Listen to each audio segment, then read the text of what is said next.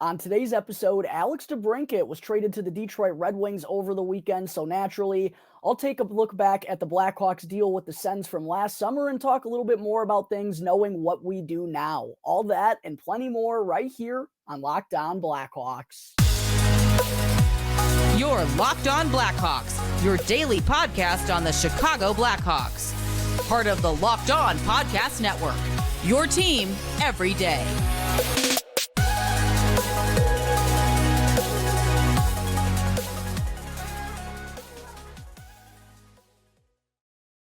What's up, everyone? Welcome on in to another episode of Locked On Blackhawks, part of the Locked On Podcast Network, your team every day. Today is Monday, July 10th. I'm your host, Jack Bushman.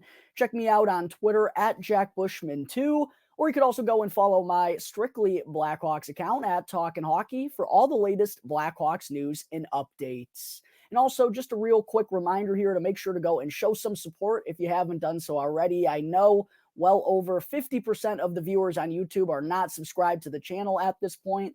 What are you doing? Do me a huge favor. It only takes 2 seconds. Go and smash that subscribe button. It also won't cost you anything at all. And also that way you can get the latest episode as soon as it gets uploaded to YouTube each and every day. I also got to let you know that today's episode is brought to you by FanDuel. Make sure to go and download the FanDuel app right now because new customers can get a no-sweat first bet up to $2,500. FanDuel, America's #1 sportsbook. All right, good afternoon, everyone. As always, thank you all for joining me on another episode of Locked On Blackhawks, your one-stop shop for all things Chicago Blackhawks. And thank you all for making the show your very first listen here to start off your week. First, I hope everyone out there enjoyed themselves and had a lovely weekend. I know we got some excellent weather here in the Chicagoland area yesterday, which your boy took advantage of and got out there nice and early to golf with some of my buddies. Didn't play all that well, which was a little bit frustrating, but did close things out with a strong back nine. I actually think I shot a 43 on the back nine, which is pretty solid for you, boy, considering how atrocious things went there on the first 9 holes. But anyways, back to business here on Monday. Hope everyone out there is doing well thus far. And to kick things off on the show here this week, let's start with Alex DeBrincat getting traded over the weekend, as I kind of only felt it only felt like a matter of time, kind of, right? I had been covering this whole little saga between DeBrincat and the Red Wings a little bit here on the channel recently. And in the past couple of weeks, DeBrincat really made it clear to the Senators that he was not going to sign a long-term extension with them and was wanting to get traded to another NHL club. And kind of throughout this entire process these past few weeks, it felt like the Detroit Red Wings were really the only logical suitors. DeBrincat even, vocally said that was kind of the team he wanted to go to. And in addition to what transpired in Ottawa this past season for DeBrincat, really, with the Red Wings being kind of the only clear-cut suitor and the only clear-cut place to trade him to, that also probably kind of hurt the value in return for the Ottawa Senators as well, because, well, here's how the deal worked out over the weekend. The Red Wings officially acquire Alex DeBrincat from Ottawa, and they also signed him to a 4-year extension with a $7.875 million AAV, which is pretty good value, if you ask me, for a 2-time 40-goal scorer who's only going to turn 26 here in December. And on the flip side, the Senators received a conditional 2024 first-round pick, which I think has a lot going into it. I believe I read on Twitter, but basically the Red Wings are going to have their pick at what selection they want to be sending to Ottawa in the future. They also received former Blackhawk 30-goal scorer Dominik Kubalik, Donovan Sabrango, who is kind of a career ECHLer, and a 4th-round pick in the 2024 NHL Draft. So kind of breaking it all down, didn't really work out very well here for the Senators, and a large part of that was because of the team's failure that went on this season, and also DeBrincat not really, to put it nicely, not having the best season of his NHL career. He tallied 27 goals and added 39 assists for 66 points in his 82 games played. One thing I will add is the remarkable durability that a smaller Alex DeBrincat has shown so far in his NHL career, but he did go on to tally the second lowest goal total of his 6-year career so far, and he only scored 16 of those 27 goals at even strength. So 16 even strength goals in 82 games, not all that impressive for DeBrincat. The Senators obviously underwhelmed despite being a very intriguing team as it was looking going into the season and throughout training camp. It was like, wow, that Senators team has a lot of talent. They're going to be super fun to watch. Didn't transpire as a lot of folks had expected.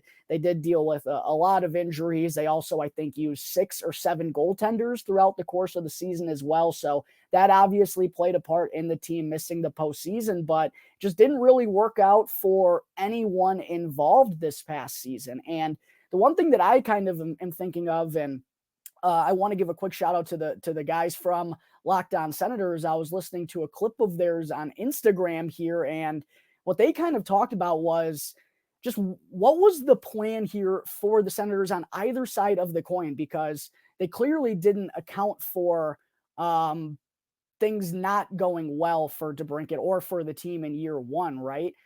Because I'll talk a little bit more about it in a second. They obviously had to sell low on him considering what they gave up in order to get him from the Blackhawks.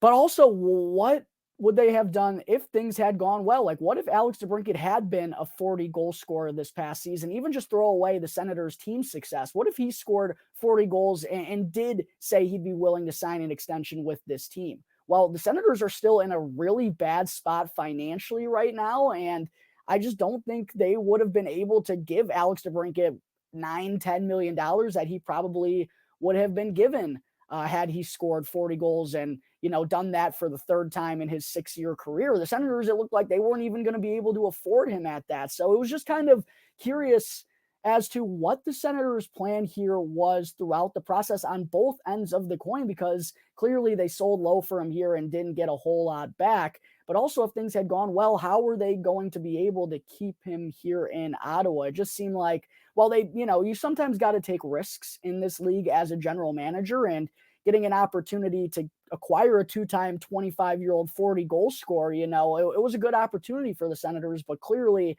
it didn't work out for them at the end of the day. And the reason it's so concerning is because they gave up a pretty penny in order to acquire Alex DeBrincat from the Senators. Maybe not as much as I thought. A lot of folks around the league, the Blackhawks, thought that they were going to get, but they still gave up a pretty penny in order to get him.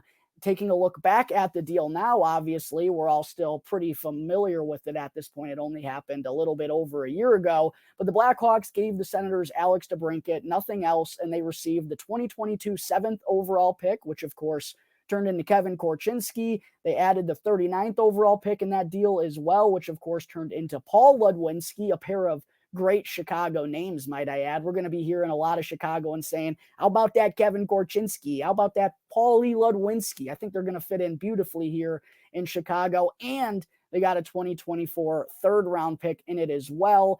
And then the Senators, look, they missed the playoffs. They only get 1 year of DeBrincat where he underwhelmed, they underwhelmed as a team, and basically reshaping this deal.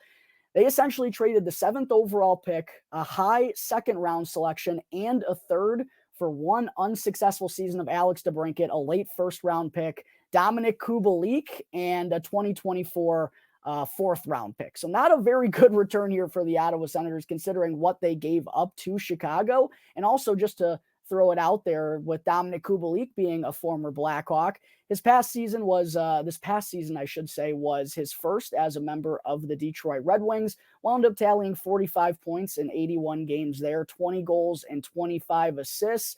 But the one thing about this is, too, Dominik Kubalik is 1 year away from becoming an unrestricted free agent. So I would say there's even a pretty good chance that he's only going to be a Senator for 1 year as well, like Alex DeBrincat. And if that's the case, then the Sens are looking at basically a late first and a fourth-round pick in exchange for the 7th, the 39th pick, and a fourth. It just doesn't look good for them, no way, shape, or form, right? And Dominik Kubalik, too, is kind of still a mystery a little bit, because just hasn't been able to score at the same clip to what he did in his first NHL season, in which he finished third in the Calder Trophy voting.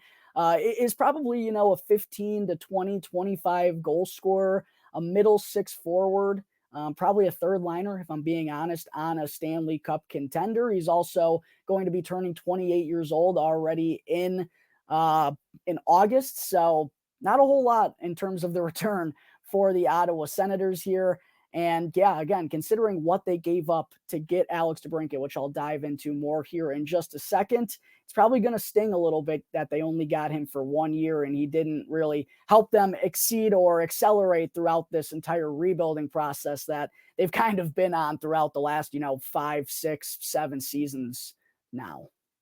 All right, there is my quick reaction to Alex DeBrincat getting traded to the Detroit Red Wings. Coming up in just a moment, I will talk a little bit more in terms of winners and losers from both of these deals involving DeBrincat in the last year. But first, I need to talk to you all about FanDuel. Make a home run trot over to FanDuel as baseball season is now in full swing. The home run derby, in fact, is going on tonight, and there's no better place to get in on the action than FanDuel, America's #1 sportsbook. And that's because new customers can get a no-sweat first bet up to $2,500. All you got to do is go to FanDuel.com/lockedon, place your first bet, and you'll get up to $2,500 back in bonus bets if your bet doesn't win. And I've personally been riding hot, fading the Kansas City Royals for a majority of the season. I'm not exactly sure who I'm going to be getting on tonight in the home run derby, but at this point, looking like I'm leaning towards Mookie Betts. And make sure to get in on the action before the home run derby goes down, because you don't want to miss out on a chance to get up to $2,500 in bonus bets back with a no sweat first bet. All you got to do is join FanDuel today by going to FanDuel.com/lockedon in order to sign up. FanDuel, an official sports betting partner of Major League Baseball. All right, we're back here on the Locked On Blackhawks podcast, part of the Locked On Podcast Network, your team every day. Real quick, if you haven't done so already, please make sure to go and subscribe to the YouTube channel. I'm really trying to boost up the numbers at this point in time, and recently I did just hit the 1,000 subscriber marker here on YouTube, so thanks again to those of you who have already subscribed to the channel, and those of you who haven't, what are you doing? It only takes 2 seconds. It's 100% free, only takes a quick click of the button. And also, once you do subscribe, it'll notify you when the episode gets uploaded to YouTube each and every day. And also, by subscribing to Locked On Blackhawks on YouTube and following Locked On Blackhawks on Instagram, you'll enter the giveaway that I'm doing right here on Locked On Blackhawks right now. And you'll have an opportunity to win some cool free Blackhawk stuff. And who doesn't love cool free Blackhawk stuff? So make sure to go and subscribe to the YouTube channel, follow Locked On Blackhawks on Instagram, and then just DM Locked On Blackhawks a quick screenshot that shows you're subscribed to the YouTube channel. And again, you'll have an opportunity to win some cool free Blackhawk stuff. And I greatly appreciate all of the support out there. All right, picking up where I left off, as far as kind of the winners and losers go for the Alex DeBrincat trade or trades, I think it's pretty clear cut and dry at this point in time, but just for the sake of having an argument, I do think it is still kind of a fair case, because I know there are some folks out there who are, given the position the Blackhawks are in, and again, knowing what we do now, it certainly feels better about the trade of Alex DeBrincat, but at the same time, I know there are people out there who are saying, well, Alex DeBrincat still could be a really important cornerstone here in Chicago. I'm sure he would have been willing to sign on an extension and can be a very valuable piece throughout this rebuild. And there's also the argument, too, that I kind of referred to in segment 1. There is still the case that despite knowing what we do now, the Blackhawks didn't really get all that much in exchange for a 2-time 40-goal scorer. Of course, the reasoning for that is because being a restricted free agent and the Senators were taking a little bit of a risk on him, that also might have helped out the Detroit Red Wings too, which I'll get here more on in just a second. But I do think you can make the case that the Blackhawks didn't get enough for Alex DeBrincat, and they still had to go out there and execute with those draft picks that they received. And I think it's a fair hypothetical to throw out as well that, what would have happened here if Kevin Korchinski happened to not be available at number 7? How would this deal be looking right now if it was another player that the Blackhawks had selected? Because Korchinski obviously looks like the key part of the return for the Blackhawks. Paul Ludwinski, I think, was a little bit of a reach at number 39. I do still like the player. I just don't know if there's necessarily the same upside for a player taken that early. But Kevin Korchinski is the cornerstone of this return with the deal, from the deal with the Senators from last summer, right? I have him ranked as my top prospect in the entire organization, not named Connor Bedard. Flourished this past season offensively with the Seattle Thunderbirds, is going to be a really big player for Team Canada's World Junior roster again next season. Could even be getting an opportunity to make the Blackhawks opening night roster right out of training camp. But there is the case, how would this deal look if the Blackhawks didn't take him? It certainly feels and looks a whole lot better with how Kevin Korchinski has developed over the years. Paul Ludwinski, I think they're still very high on, and they also get a third-round pick in 2024 as well. But the fortunate side of it is that the Blackhawks, it looks like they executed with those draft picks, and things are turning out really well with what they got from the Ottawa Senators in return. But of course, with the Senators only getting 1 year of DeBrincat, he underwhelms, they underwhelm. It didn't really work out for anyone involved. They're the obvious losers involved in this deal, right? And the Chicago Blackhawks, I think as far as this deal goes, I know there's a lot of branches involved in it, but when you strictly look at this deal and ignore all the outside noise, considering what the Ottawa Senators just got in return for Alex DeBrincat, you absolutely have to be happy with what the Blackhawks got back, and they absolutely have to be considered the winners. But I consider them the winners of this trade, maybe for a different reason than necessarily most Blackhawks fans do, because while Kevin Korchinski looks awesome, as I referenced, the Blackhawks, despite Ludwinski having an injury-plagued season this past year, I know they're super excited about him, and they have another third. But by trading Alex DeBrincat, that's also what led the Blackhawks to being bad enough to being in the mix for the 2023 NHL Draft Lottery. And that was probably the most important part, and maybe that's up for debate considering how good Kevin Korchinski looks. But again, with Alex DeBrincat on the roster, the Blackhawks are certainly not, at least percentage-wise, in as good of a spot to win the 2023 NHL Draft Lottery as they are without him. Having Alex DeBrincat on this Blackhawks team this past season, along with Patrick Kane in the first half, Max Domi, right? They certainly would have been better than they ended up being, and that probably would have cost them an opportunity to land Connor Bedard with the number 1 overall selection. And in fairness, too, I love Alex DeBrincat, 2-time 40-goal scorer. The guy's 5'9", basically my size, and is one of the best goal scorers in the entire world. And I loved him here and was heartbroken when he got traded, and was one of those people that felt like the Blackhawks didn't get enough in return for him. I still don't know if he's a top-line player on a Stanley Cup contender. I think he's a really important piece. And to be fair, we haven't really seen him play for any good teams in his entire career, so we don't truthfully know the answer to that question. But I do still have some concerns about the size and just, is he a top-line player on a team to win the Stanley Cup? I think you have to have the right pieces around him. And given that by trading DeBrincat, not only did they get a couple of good prospects thanks to doing well with their draft picks, but they also got an opportunity to take a generational talent, a guy who is, knock on wood, for sure a top-line player for a Stanley Cup contender, and Connor Bedard. I think that was the biggest part about trading Alex DeBrincat that at the time we didn't really recognize when just looking at the return, but it really gave the Blackhawks an opportunity to quite frankly be terrible. And they just wouldn't have had that same chance. It wouldn't have been as possible with Alex DeBrincat still around. So for a couple of different reasons, the Blackhawks are the winners in that trade involving DeBrincat with the Senators from last summer. And then taking a look at this trade that went down yesterday, I mean, Detroit is also the obvious winners here as well. They basically only had to give up a late first-round pick, which, again, they'll have control over if I was reading things correctly on social media, plus a 4th-round pick and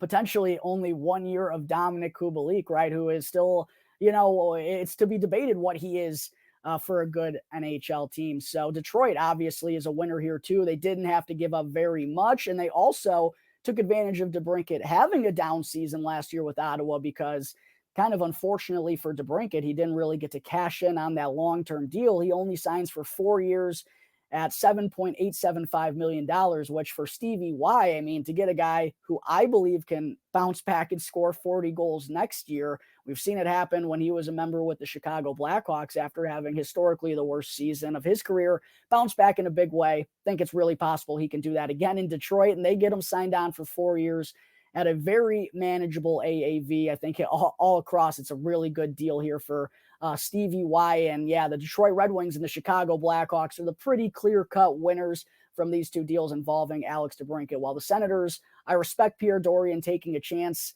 just didn't wind up working out for them in either. All right, coming up in just a moment here, don't go anywhere, Blackhawks fans, because I still have to get into Mailbag Monday, where I answer a question from a couple of lucky listeners right here on Locked On Blackhawks. All right, before I wrap things up, folks, I do want to let you all know about the giveaway that I'm having here on Locked On Blackhawks. As I referenced a little bit earlier, in order to enter the giveaway, all you have to do is subscribe to Locked On Blackhawks on YouTube, follow Locked On Blackhawks on Instagram, and then just DM me a quick screenshot that proves you're subscribed to the YouTube channel. That's all you got to do to enter the giveaway. And I recently just posted some pictures on the Locked On Blackhawks Instagram account of some of the stuff that's involved in the giveaway. So make sure to go and check that out. And the winner will be able to choose one of those options that they want. And I think there's 4 or 5 things involved in the giveaway at this point in time. And as I said, who doesn't love free Blackhawk stuff? So make sure to go and subscribe to the YouTube channel, follow Locked On Blackhawks on Instagram. I greatly appreciate all the support. Just reached 1,000 subscribers. Giveaway is probably going to be going down here in the next couple of weeks.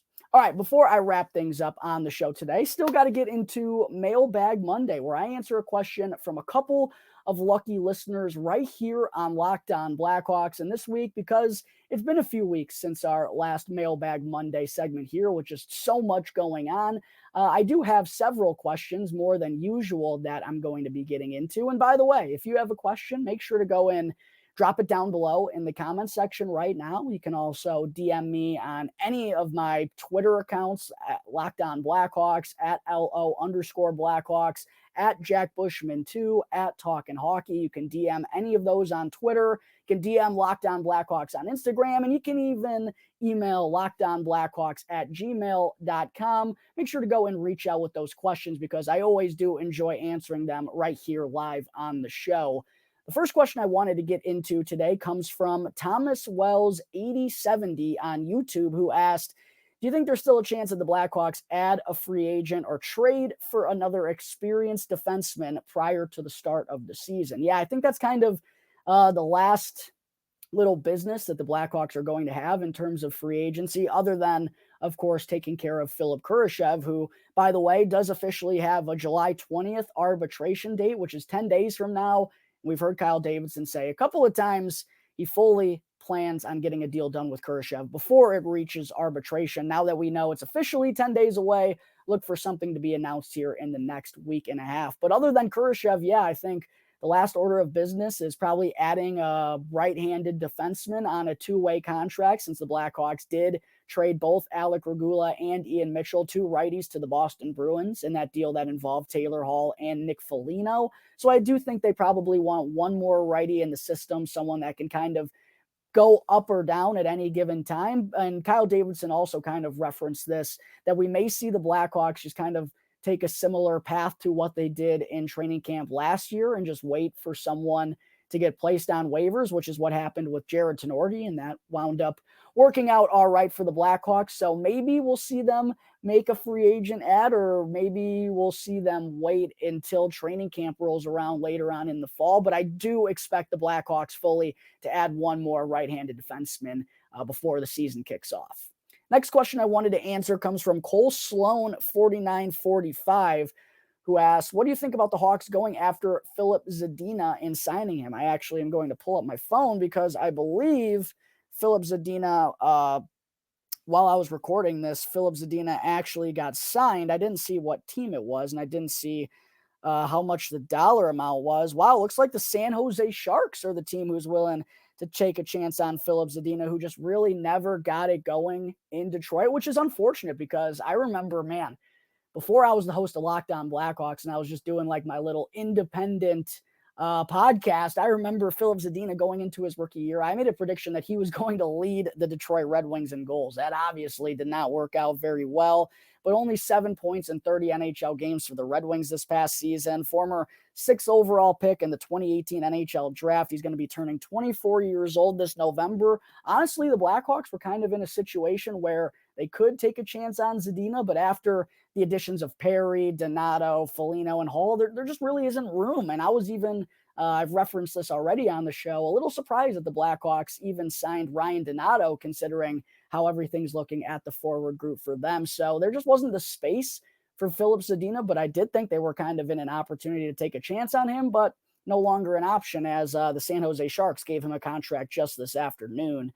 The next question I wanted to answer comes from Grant Como. Do you think Adam Gajan was the right pick, or did you want another goalie in the draft? I don't mind the Blackhawks taking Gajan because it was clear they really liked him. I mean, as we saw with a bunch of their picks, they took guys who played pretty well at the World Juniors, and there maybe wasn't a player who capitalized on the opportunity of playing in that tournament more so than Adam Gajan, who led the Czech Republic past the United States, of course, and, really did his best to hang in with Team Canada before Connor Bedard scored the highlight reel goal of the tournament, of course. But obviously the Blackhawks wouldn't have made him the first goaltender off of the board if they weren't absolutely in love with him. And for Kyle Davidson, like in the Blackhawks mindset, to come away with the best player in the draft, the best skater in the draft, and in their opinion, the best goalie in the draft, I think I have to respect the pick, whether I like Gajan or not. I did have him ranked as the second goaltender in this year's draft, but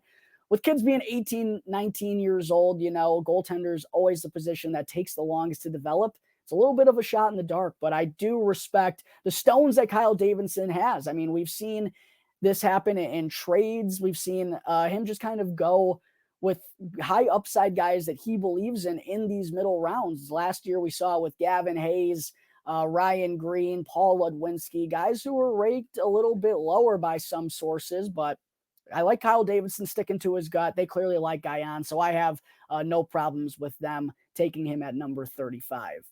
The next question comes from Gralro. Gralro on YouTube. I didn't know how to pronounce that, but they asked, sorry if this is a stupid question. No such thing as a stupid question. Except the stupid question was, are the Blackhawks going to pass on Connor Bedard? That was a stupid question. This question, though, not stupid, was why would Chicago trade for Josh Bailey only to buy him out? They got a 2026 second round pick with him as well for future considerations, but is that really worth paying $2.3 million for the next 2 seasons? Yeah, I think it was a little bit interesting of a decision by the Blackhawks to buy out Josh Bailey, but again, they probably knew they were going after Corey Perry at that time and were likely to make one more addition at the forward spot, and Kyle Davidson just said they didn't really have a role for Josh Bailey here. And as far as that $2.3 million goes, Blackhawks do not have to worry about that one bit. I mean, they don't have anyone besides Seth Jones or Connor Murphy signed on to this roster for the 2024-2025 campaign. I mean, it's very open for the Blackhawks. They're going to have an absurd amount of money, and $2.3 million on the books for this year really doesn't matter. $2.3 million next year, sure, the Blackhawks are probably going to be wanting to spend a little bit more, but it's still not going to hinder them whatsoever. And to get a free second round pick out of it, yeah, I mean, sure, you can make the debate, should they have bought out Josh Bailey, but it's really not going to impact them financially. I personally didn't see the room for him, and they get a free second round pick. So no harm, no foul. It also allows Josh Bailey to get an opportunity as a UFA. So I think, there's really no complaints. You can't be upset about the Blackhawks buying out Josh Bailey. And the $2.3 million is not going to be hurting them financially whatsoever. Last question I'm going to answer here on the show today comes from Neil Andrew on Twitter, who asked, in reference to the Corey Perry deal, how is overpaying by a significant margin for a soon-to-be 39-year-old wash-up a good move? I could tell Neil is not a fan of Corey Perry. You're going to tell me he provides more for Bedard than, say, Domi or Bertuzzi would? All right, I'll split this up into 2 parts because it is a 2-part question. How is overpaying by a significant margin for a soon-to-be 39-year-old wash-up a good move? Well, first off, it was probably going to take $4 million in order to convince Corey Perry to join the Blackhawks. Let's not forget, Blackhawks acquired his rights as an unrestricted free agent. He could have said, no, I'm going to hit the open market and go to a contender. But the reason he probably signed on is because he knows that he's very likely going to be dealt at the deadline. He's still going to get his opportunity to go and play for a Stanley Cup contender. Yes, now he doesn't get to pick the one of his choosing, but he still should get that opportunity, and he's going to get a pretty nice pay raise for wanting to sign for the to the Blackhawks, and probably only is going to be here for about 50 to 55 games before he gets dealt. He's also someone who spent time with Luke Richardson when he was an assistant coach for the Montreal Canadiens, and Richardson spoke really highly about how Perry helped develop guys like Cole Caulfield and Nick Suzuki. The hope is that Corey Perry can do that exact same thing with Connor Bedard and Lucas Reichel and all the youngsters coming up for the Blackhawks. So yeah, did they give up too much? Sure, but they absolutely can. And they're going to retain half of that in order to move Corey Perry. They can also even retain a little bit more if that's what it's going to take in order to get Corey Perry to another contender. And he's also going to be a good locker room guy, a good leader on and off the ice. For many different reasons, it makes sense to give Corey Perry a little bit more for a short-term deal. As far as you're going to tell me he provides more for Bedard than, say, Domi or Bertuzzi would, I do think that is a fair point because, well, I don't think anyone expected this. Both Max Domi and Tyler Bertuzzi signed one-year deals with the Toronto Maple Leafs. And I assumed, like many others out there, assumed that they were going to capitalize on their opportunities of becoming UFAs and maybe go and sign a long-term deal in order to give them a little bit of security. Kind of interestingly, they turned that down and wanted to take one-year deals, maybe to go and prove themselves a little bit further and have a chance to win the Stanley Cup with the Toronto Maple Leafs. I do think, you could make the argument, well, why didn't the Blackhawks bring back Max Domi at 1 year, $3 million AAV, a deal they very easily could have done? I don't know. It's a very valid question. I don't know how those conversations went between Kyle Davidson or Max Domi. As far as Tyler Bertuzzi goes, I never in a million years thought he was going to get a short-term deal. Never thought he would really even be in the mix for the Blackhawks because he was going to capitalize on this opportunity. So I think you can make that case, but I don't know why the Blackhawks didn't bring them back. It is certainly an interesting one, and I wonder if we'll ever hear more about this front from GM Kyle Davidson. So I understand that, Neil, but as far as overpaying goes for Corey Perry, there's no reason to be upset about this whatsoever, other than Corey Perry's, of course, coming to the Blackhawks. It's going to hurt our hearts all a little bit to see him in that Blackhawks sweater at the UC this fall, but still a deal that doesn't hurt the Blackhawks whatsoever. They can still get more assets from him, and he should provide, super valuable mentorship and leadership on and off the ice as the Blackhawks try and take this next step in the rebuild this upcoming season. All right, folks, I think that is going to wrap up Monday, July 10th's episode of Locked On Blackhawks. As always, thank you all again for tuning into the show, and make sure to go and follow Locked On Blackhawks for free right now, wherever you may be listening to your podcast, and go and smash that subscribe button for me if you haven't done so already. That way you can get the latest episode as soon as it gets uploaded to YouTube each and every day. As always, I'm your host, Jack Bushman. Follow me on Twitter at JackBushman2, or you could also go and follow my strictly Blackhawks account at Talkin' Hockey for all the latest Blackhawks news and updates. So until tomorrow's episode, that's going to do it here for the Locked On Blackhawks podcast, part of the Locked On Podcast Network, your team every day.